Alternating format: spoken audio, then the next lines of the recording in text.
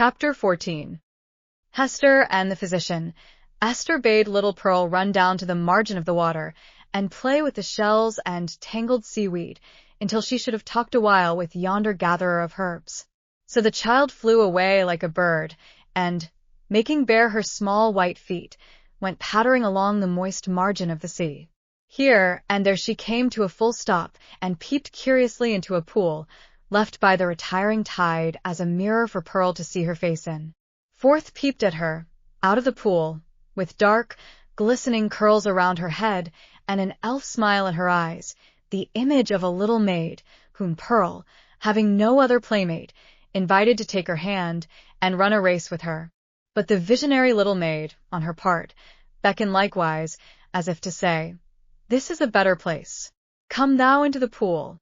And Pearl, stepping in, mid-leg deep, beheld her own white feet at the bottom, while, out of a still lower depth, came the gleam of a kind of fragmentary smile, floating to and fro in the agitated water. Meanwhile, her mother had accosted the physician.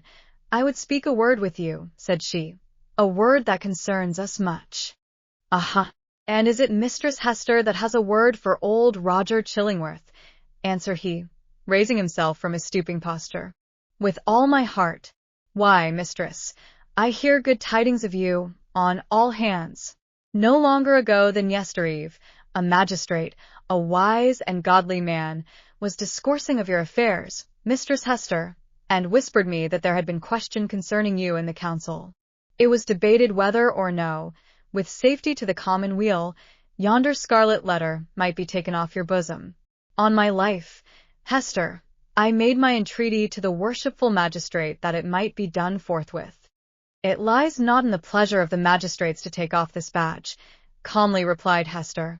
"Were I worthy to be quit of it, it would fall away of its own nature, or be transformed into something that should speak a different purport." "Nay, then wear it, if it suit you better," rejoined he. "A woman must needs follow her own fancy, touching the adornment of her person. The letter is gaily embroidered, and shows right bravely on your bosom." All this while, Hester had been looking steadily at the old man, and was shocked, as well as wonder-smitten, to discern what a change had been wrought upon him within the past 7 years.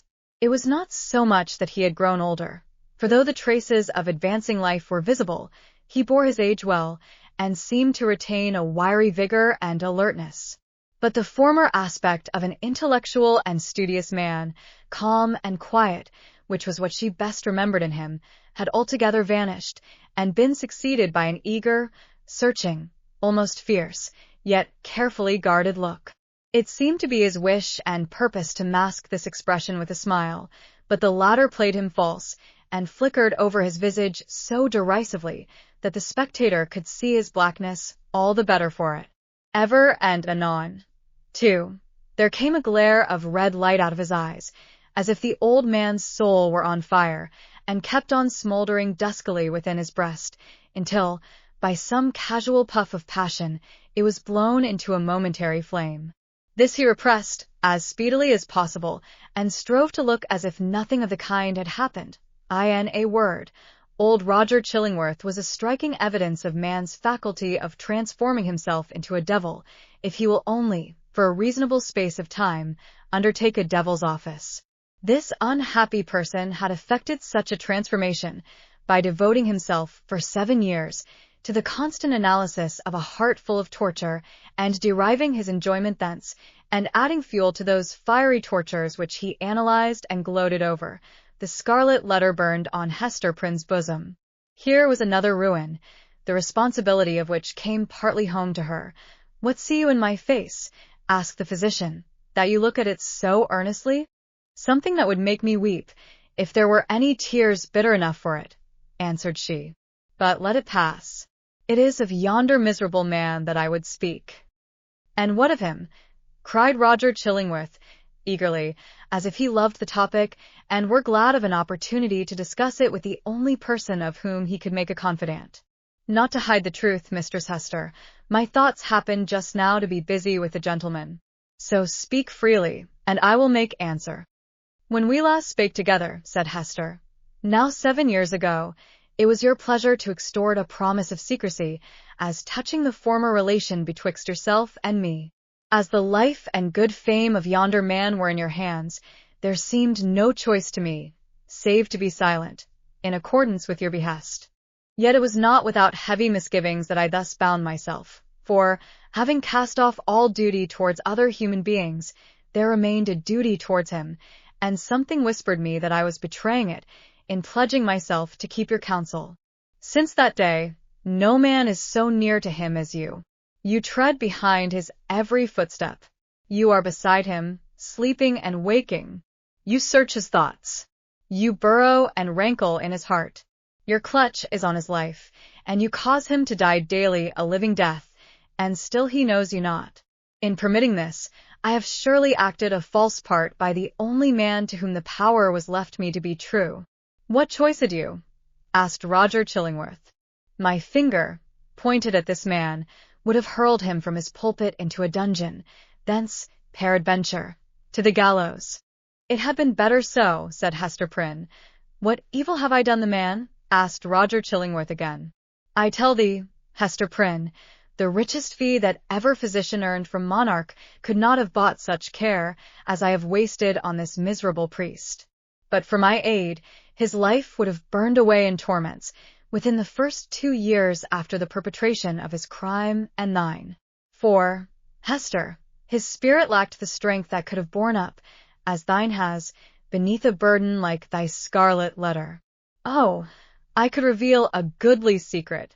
But enough. What art can do, I have exhausted on him. That he now breathes and creeps about on earth is owing all to me. Better he had died at once, said Hester Prynne.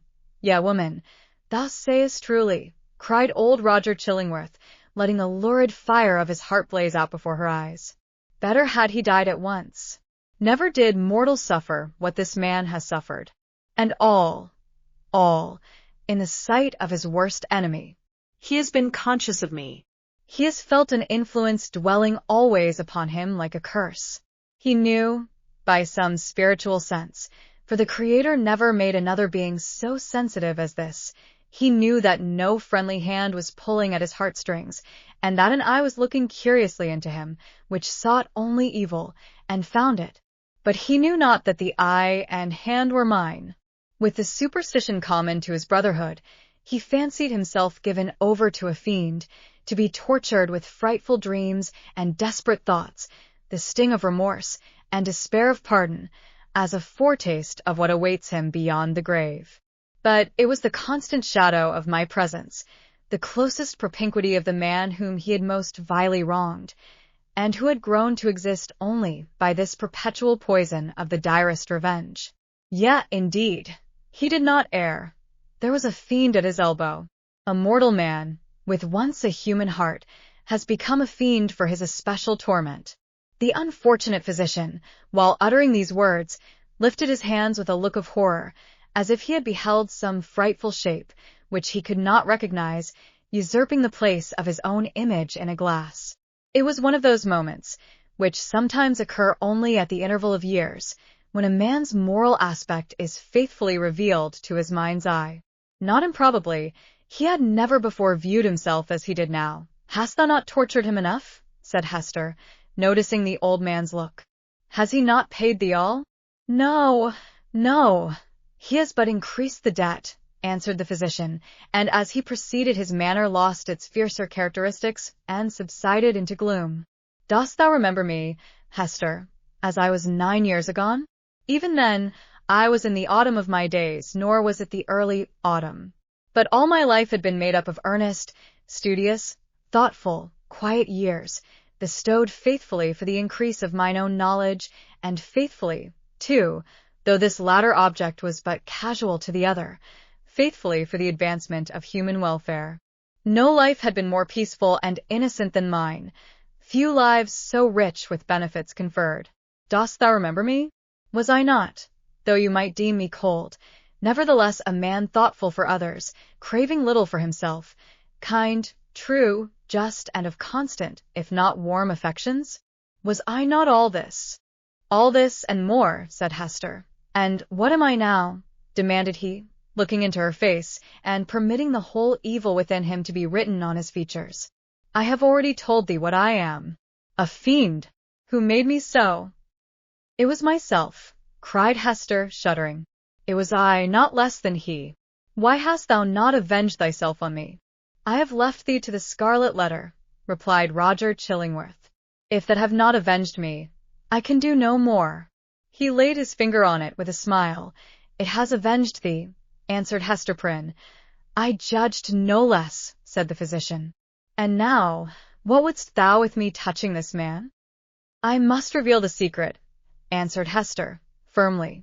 He must discern thee in thy true character. What may be the result I know not. But this long debt of confidence, due from me to him, whose bane and ruin I have been, shall at length be paid.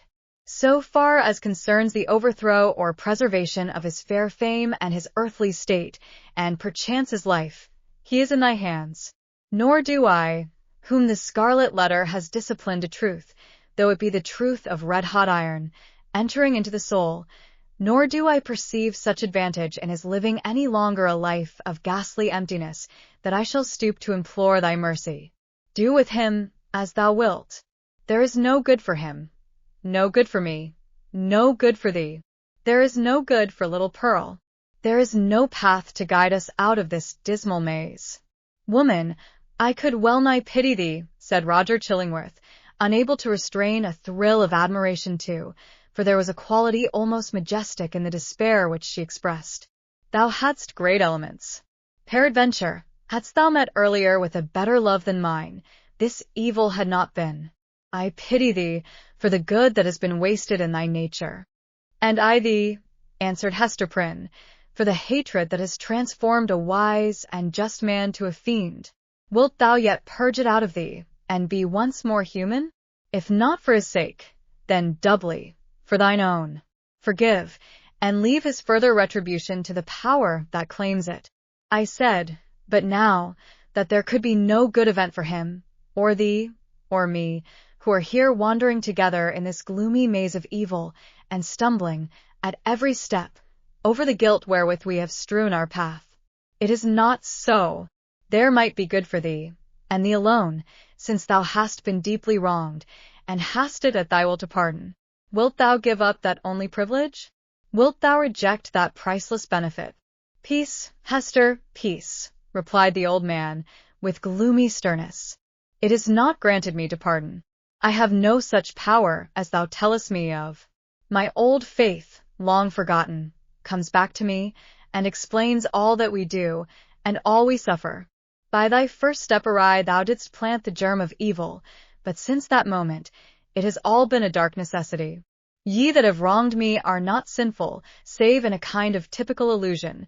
Neither am I fiend-like, who have snatched a fiend's office from his hands. It is our fate.